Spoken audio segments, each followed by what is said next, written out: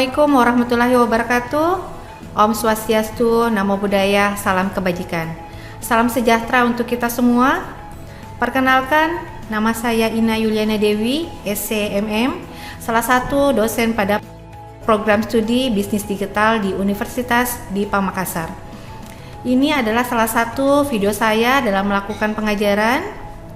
Video ini dibuat untuk melengkapi persyaratan sertifikasi dosen, yaitu pernyataan diri dosen dalam unjuk kerja Tridharma Perguruan Tinggi PDD UKTPT dalam bidang pengajaran. Dalam kesempatan ini, mata kuliah yang akan saya ambil sebagai contoh pembelajaran adalah mata kuliah Pengantar Manajemen dan Bisnis dengan kode mata kuliah B1042B. Mata kuliah ini memiliki bobot 2 SKS. Metode yang digunakan adalah metode DAI, yakni Delivery, Interaction, Assessment dalam pembelajaran di dalam kelas baik secara offline maupun juga secara online. Adapun deskripsi mata kuliah ini, mata kuliah Pengantar Manajemen dan Bisnis memberikan pemahaman dasar mengenai konsep-konsep manajemen dan bisnis yang menjadi fondasi dalam pengelolaan organisasi modern. Capaian pembelajaran lulusan, yakni CPL 01, bertakwa kepada Tuhan Yang Maha Esa, menunjukkan sikap religius, disiplin, menghargai dan bertanggung jawab dalam kehidupan akademik, organisasi, dan bermasyarakat. CPL 08, memiliki keterampilan manajemen tim dan kemampuan bekerja sama yang baik, dapat berkomunikasi secara efektif, baik secara lisan maupun tertulis di dalam maupun di luar organisasi. CPL 10 mampu mengembangkan ide bisnis, menciptakan inovasi model bisnis, mengidentifikasi kebutuhan pasar, mengembangkan produk, aplikasi ataupun platform dan juga layanan digital yang relevan dan sesuai dengan permintaan pelanggan.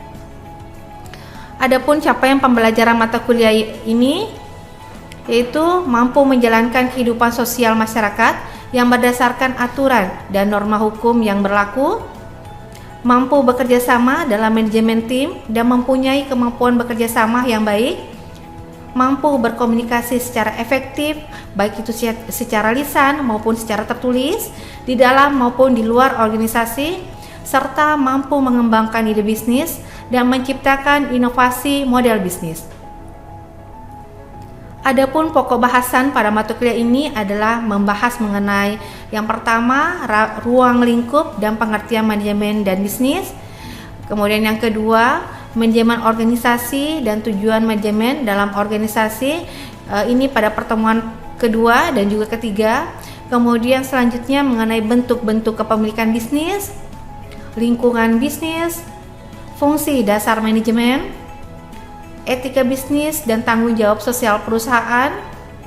Selanjutnya membahas mengenai struktur dan desain organisasi, perilaku karyawan dan motivasi serta kepuasan kerja, konsep dan tahapan-tahapan dalam manajemen strategi.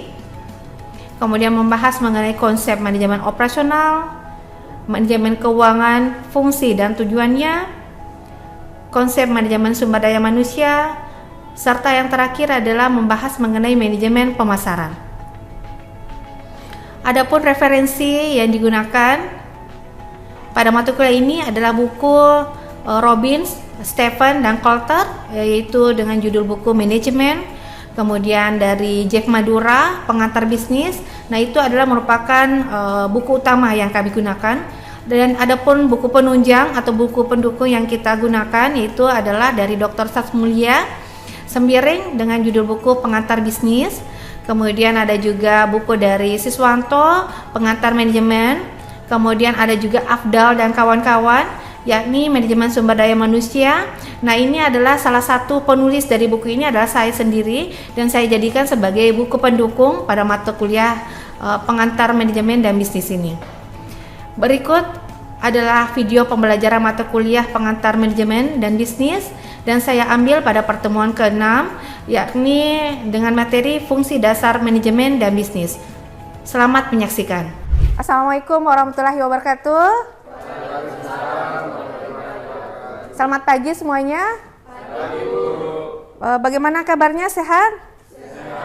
Baik, sebelum kita memulai pembelajaran pada hari ini, mari kita bersama-sama membaca doa dulu agar apa yang kita lakukan ini membawa berkah ya. Doa dimulai.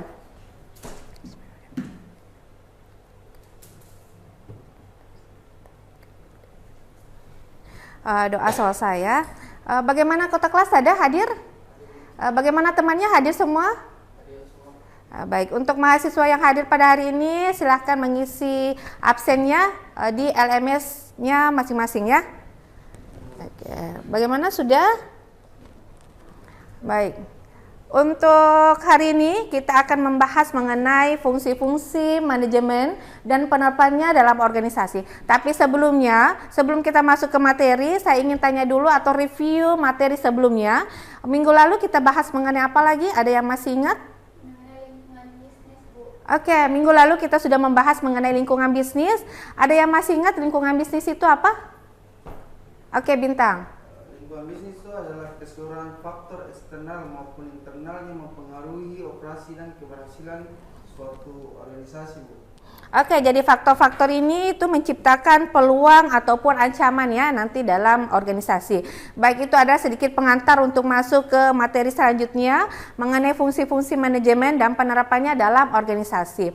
Baik, adapun outline atau tujuan pembelajaran khusus kita atau poin-poin penting yang akan kita bahas pada hari ini bisa dibaca di atas ya, yaitu yang pertama mengenai fungsi dasar manajemen, kemudian yang kedua mengenai manfaat penerapan fungsi manajemen dalam organisasi, dan yang ketiga ada contoh penerapan fungsi manajemen. Nah, ada yang masih ingat sebelumnya pada awal pertemuan saya sudah membahas mengenai apa sebenarnya itu manajemen? Ada yang masih ingat?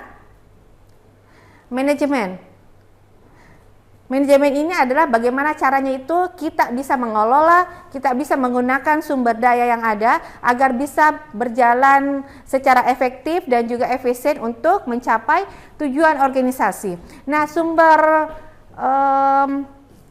daya di sini yang dimaksud di sini adalah manusia, bukan hanya manusia, tetapi bahan, material, dan juga termasuk juga informasi itu yang namanya semua sumber daya ya, itu semuanya dikelola agar semuanya berjalan secara efektif dan juga efisien.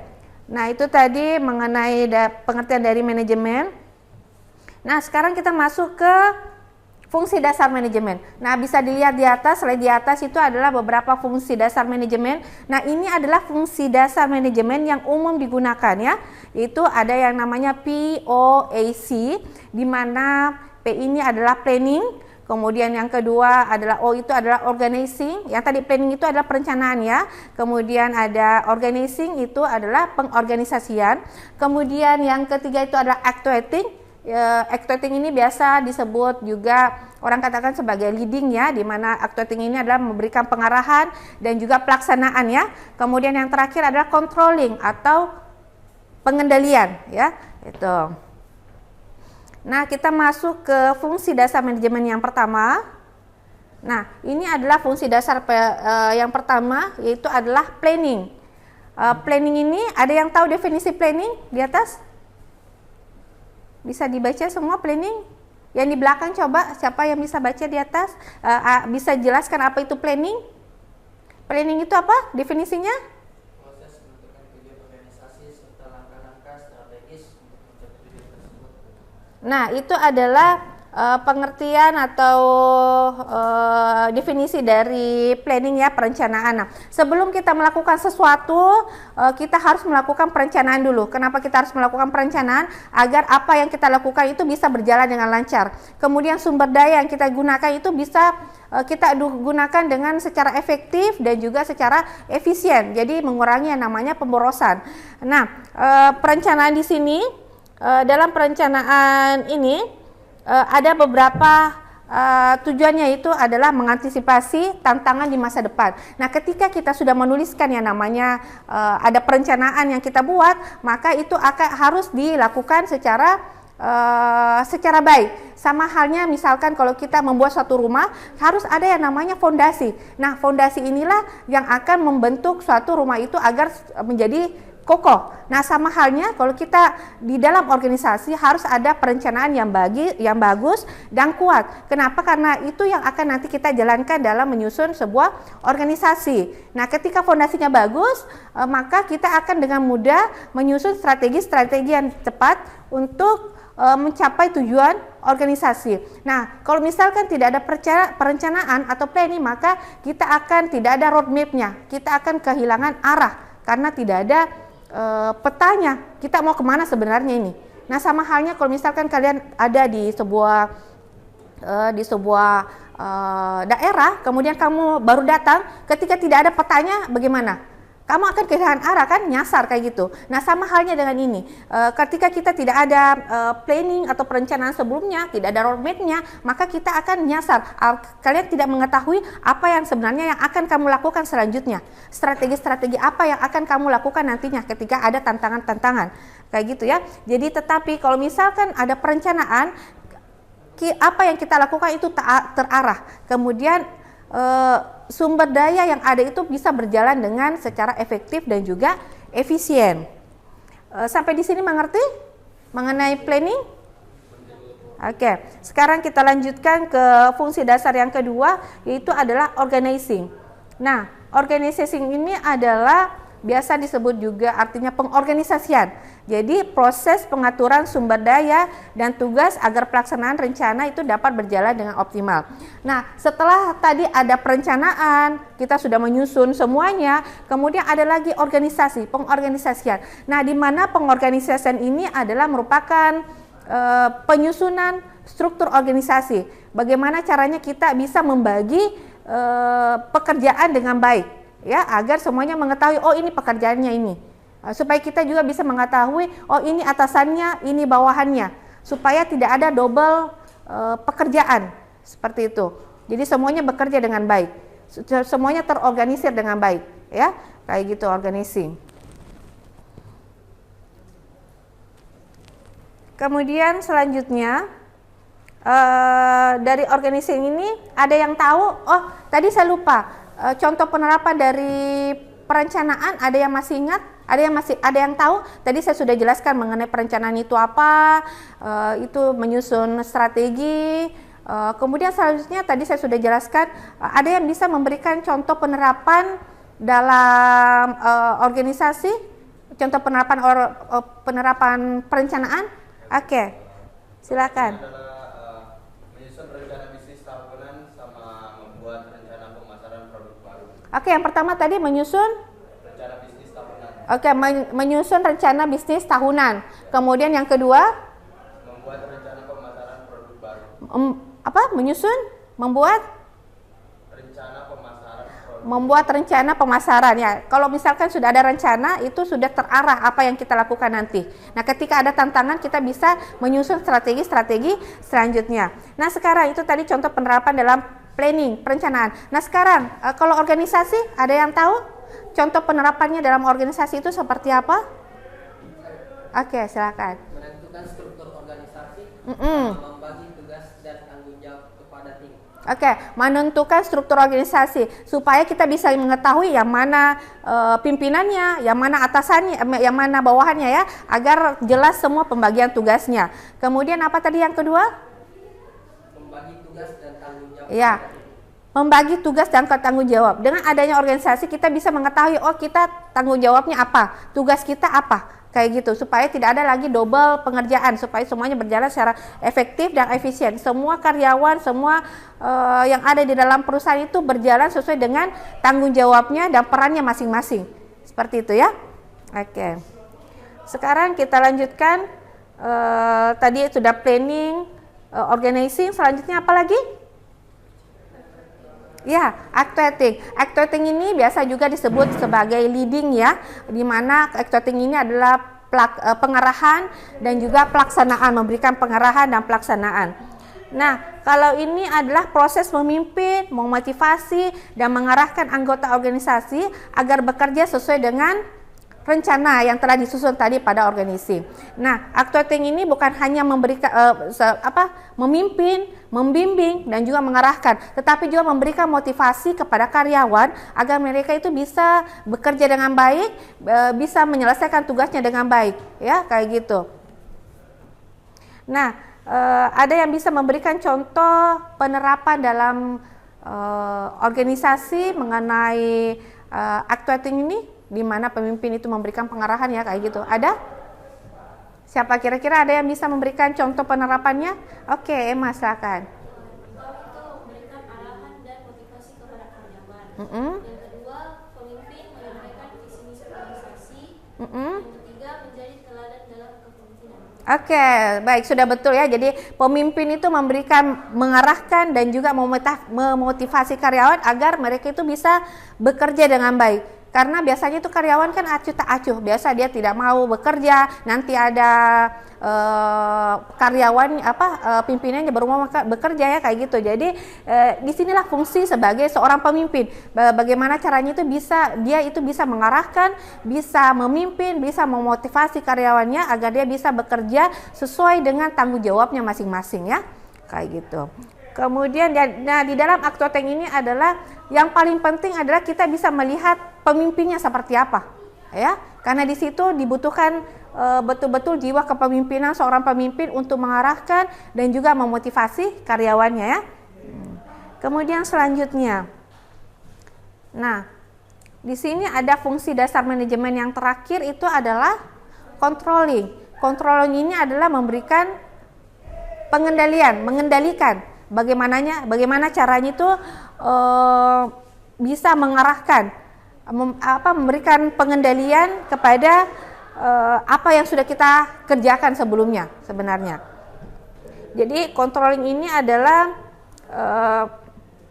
memberikan evaluasi. Bagaimana caranya kita itu memantau, mengevaluasi dan membandingkan hasil kerja, apa yang sudah kita rencanakan, apakah sudah dilaksanakan atau belum, seperti itu, ya. Itu yang namanya controlling. Nah, biasanya kalau controlling ini kita bisa mengambil tindakan ketika ada suatu karyawan atau suatu pekerjaan yang tidak sesuai dengan rencananya. Itu bisa kita koreksi dengan cepat dengan cara mengevaluasi, ya, seperti itu. Nah, ada yang bisa memberikan contoh controlling di sini, pengendalian bagaimana perusahaan itu bisa mengendalikan sumber daya yang ada di dalam perusahaannya. Ada yang bisa memberikan contoh penerapan controlling? Oke, silakan. Pertama itu ada menilai kinerja karyawan secara berkala. Yang kedua, melakukan audit keuangan atau operasional. Yang ketiga, memberikan feedback dan perbaikan secara berkelanjutan. Oke, sudah betul yang disampaikan oleh temannya adalah controlling, pengendalian yang bisa dilakukan oleh perusahaan itu adalah melakukan pengauditan. Nah, ketika ada tidak sesuai dengan alurnya, tidak sesuai dengan rencana yang kita susun sebelumnya, itu kita bisa evaluasi. Kita bisa memberikan kita bisa mengaudit agar nanti, atau kita bisa mengkoreksi agar nanti perusahaan karyawan yang melakukan sesuatu di luar dari rencana yang kita sudah susun itu bisa diperbaiki segera, ya, seperti itu. Nah, itu tadi beberapa penjelasan mengenai fungsi dasar manajemen. Nah, ada 4 tadi, ya, yaitu planning, kemudian apa lagi? Organizing, kemudian actuating, kemudian controlling. Nah, itu semuanya itu saling berhubungan, ya, saling berkesinambungan.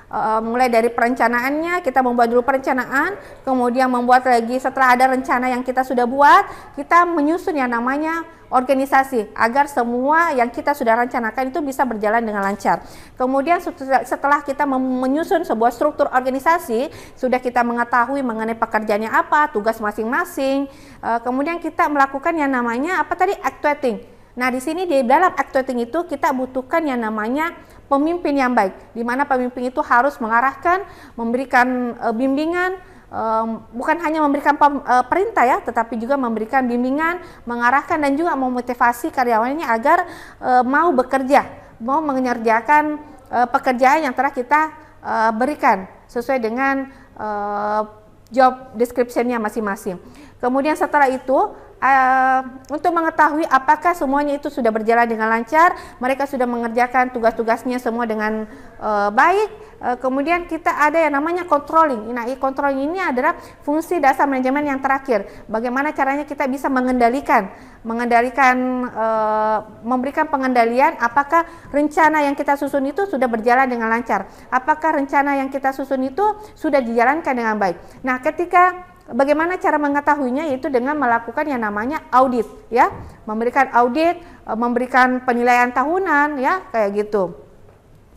Nah, sampai di sini itulah tadi beberapa pengertian mengenai fungsi dasar manajemen. Dari sini ada yang mau ditanyakan? Ada temannya yang mau bertanya mungkin mengenai fungsi dasar manajemen? Saya persilakan ya kalau ada. Saya, Bu. Oke, silakan. Dari namanya siapa? Ilham, Bu. Ilham, oke, Ilham, silakan. Dari beberapa penjelasan Ibu tentang fungsi manajemen, kira-kira yang paling krusial, Bu, untuk kesuksesan sebuah organisasi itu yang mana, Bu, menurut Ibu? Oke, pertanyaannya bagus ya, mengenai fungsi dasar manajemen yang mana sebenarnya yang paling krusial ya. Sebenarnya dari fungsi dasar manajemen ini semuanya memiliki fungsi penting semuanya, mulai dari perencanaan, organizing, actuating, dan controlling. Tetapi ketika saya ditanya mengenai yang mana paling krusial, yang paling krusial itu adalah fungsi dasar yang pertama, yaitu adalah planning, perencanaan, di mana ketika kita melakukan sesuatu harus ada perencanaan terlebih dahulu. Nah, kalau misalkan tidak ada perencanaan, maka kita akan kehilangan arah. Apa yang sebenarnya kita akan lakukan nantinya? Bagaimana caranya kita bisa menyusun strategi-strateginya kalau misalkan tidak ada perencanaan? Seperti itu ya. Jadi kalau misalkan tidak ada perencanaan yang awal, yang paling krusial ini, maka kita akan kehilangan arah. Tidak ada roadmap-nya. Kita kehilangan apa sebenarnya yang kita akan lakukan nanti. Kemudian strategi-strategi apa yang kita akan lakukan. Ya, semuanya itu kita tidak bisa jawab, kita tidak bisa melanjutkan ke organizing, actuating, dan juga controlling karena kita tidak mengetahui apa sebenarnya rencana kita sebenarnya ini. Jadi ketika kita ingin melakukan sesuatu bukan hanya dalam organisasi, perlu ada yang namanya dulu perencanaan, planning yang kuat agar kita bisa ada arahnya. Ada arah dari apa yang kita harus lakukan nanti. Kemudian sumber daya yang akan kita gunakan nanti itu bisa berjalan secara efektif dan efisien, tidak ada pemborosan. Kayak gitu kalau ada ininya ya, kalau ada planningnya, perencanaannya. Kemudian dengan adanya perencanaan, kita bisa menyusun strategi-strategi apa sebenarnya yang akan nanti kita lakukan. Ketika terjadi tantangan-tantangan ataupun hambatan, kita bisa jawab semuanya dengan adanya tadi perencanaan yang kita susun sebelumnya. Nah, makanya kalau kita menyusun perencanaan perlu ada yang namanya strategi jangka panjang, jangka pendek ya, kayak gitu. Supaya nanti kita bisa melewati tantangan-tantangan ketika kita sudah menjalankan suatu usaha, bisnis ya, itu kita sudah prepare sebelumnya. Karena ada rencana-rencana, sudah kita menyusun strategi-strategi sebelumnya. Ya, sama juga kalau controlling. Pengendalian. Nah, ketika ada controlling atau pengendalian, ada perencanaan, kita sudah ada standarnya, sudah ada gambarannya. Oh, ini tadi pekerjaan yang tidak sesuai dengan perencanaan kita. Maka perlu yang namanya evaluasi, koreksi lagi. Kayak gitu. Kalau misalkan tidak ada perencanaan, berarti tidak ada standar yang kita bisa gunakan. Tidak ada standar yang bisa kita nilai. Kayak gitu kan? Nah, oleh karena itu, yang paling penting, yang paling krusial untuk yang pertama kita lakukan di sini adalah yang paling krusial fungsi dasar manajemen itu adalah apa? Planning ya, sudah betul, planning atau perencanaan ya. Bagaimana semuanya sudah mengerti, sudah paham? Oke. Selanjutnya ada yang mau bertanya lagi mungkin mengenai fungsi dasar manajemen? Ada? Oke, kalau tidak ada yang bertanya, jadi saya anggap semuanya sudah mengerti, sudah paham mengenai fungsi dasar manajemen ya. Oke, selanjutnya kalau begitu di sini saya sudah siapkan tugas diskusi ya, tugas kelompok. Nah, di sini sudah ada petunjuknya di atas, bisa dibaca ya. Saya harapkan kalian itu bisa membuat kelompok, bisa sekitar 3 atau 5 orang untuk tugas untuk mengerjakan tugas kelompoknya. Di sini nanti kalian kenapa saya berikan tugas supaya saya bisa mengetahui sampai mana kalian paham mengenai materi fungsi-fungsi dasar manajemen ya. Nah, di sini tugasnya adalah silahkan kalian itu pilih salah satu organisasi yang kalian kenal, kemudian kalian jelaskan bagaimana organisasi tersebut itu menerapkan keempat fungsi-fungsi manajemennya. Ya, adapun pertanyaannya yaitu yang pertama, jelaskan bentuk perencanaan yang dilakukan. Kemudian yang kedua mengenai bagaimana organisasi tersebut mengorganisasikan timnya. Kemudian yang ketiga bagaimana kepemimpinan dan motivasi itu diberikan. Kemudian yang keempat adalah apa bentuk evaluasi atau pengendalian yang dijalankan oleh organisasi tersebut. Oke, bagaimana tugasnya? Bisa dimengerti, dipahami? Ada pertanyaan mengenai tugasnya? Baik, kalau tidak ada, saya rasa cukup untuk pertemuan kali ini karena mengingat waktunya juga sudah cukup. Jadi untuk pertemuan kali ini terima kasih. Jadi saya harapkan semuanya bisa mengumpulkan tugasnya sebelum kita masuk ke minggu depan, pertemuan minggu depan. Sebelumnya kita akan membahas dulu tugas kelompoknya ya. Sebelum masuk ke materi selanjutnya. Baik, saya rasa cukup untuk pertemuan kali ini. Insya Allah minggu depan kita lanjutkan lagi dengan tugas kelompoknya dan materi yang baru mengenai manajemen ya. Baik, terima kasih untuk hari ini dan saya akhiri. Wabillahi taufiq wal hidayah. Wassalamualaikum warahmatullahi wabarakatuh.